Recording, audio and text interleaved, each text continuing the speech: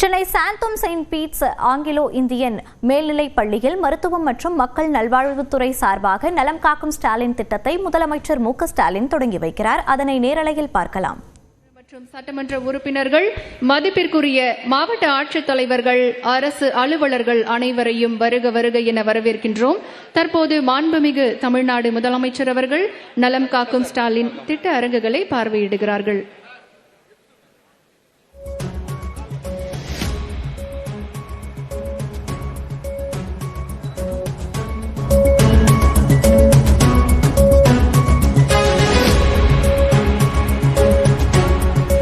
இது குறித்த கூடுதல் விவரங்களோடு இணைகிறார் நமது செய்தியாளர் அபினேஷ். அபினேஷ், இத்திட்டம் குறித்த விவரங்களை பதிவு பண்ணலாம்.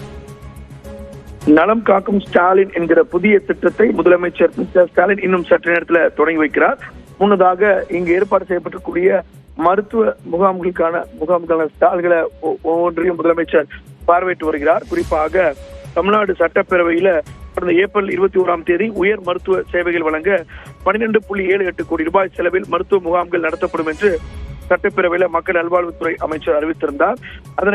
அந்த அறிவிப்பினை செயல்படுத்தும் விதமாக நலம் காக்கும் ஸ்டாலின் என்கிற புதிய திட்டத்தை இன்றைக்கு முதலமைச்சர் மு க ஸ்டாலின் சென்னையில தொடங்கி வைக்கிறார். குறிப்பாக சென்னை செயின்ட் பீட் ஆங்கில இந்திய மேல்நிலைப் பள்ளியில இந்த திட்டம் என்பது தொடங்கி வைக்கப்பட இருக்கிறது.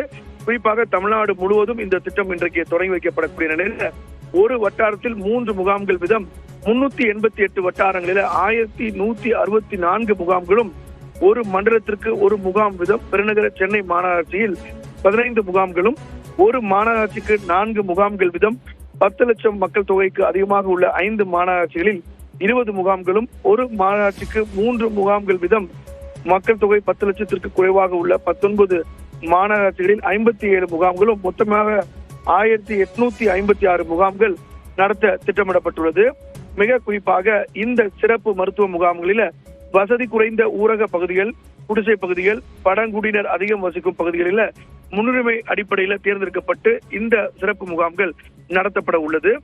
40 வயதிற்கு மேற்பட்டோர், நீரிழிவு மற்றும் உயர் இரத்த அழுத்த நோயால் பாதிக்கப்பட்டவர்கள், மனநல பாதிப்புடையோர், இதய நோயாளிகள், கர்ப்பிணி பெண்கள் மற்றும் பாலூட்டும் தாய்மார்கள், வளர்ச்சி குன்றிய குழந்தைகள், மாற்றுத்திறனாளிகள், பழங்குடியினர் மற்றும் சமூக பொருளாதார ரீதியில் பின்தங்கிய மக்களுக்கு இந்த சிறப்பு முகாம்களில் முன்னுரிமை அளிக்கப்பட்டு அவர்களுக்கான மருத்துவ சிகிச்சைகள் அளிக்கப்பட இருக்கிறது. விவரங்களை பதிவு செய்தமைக்கு நன்றி அபினேஷ்.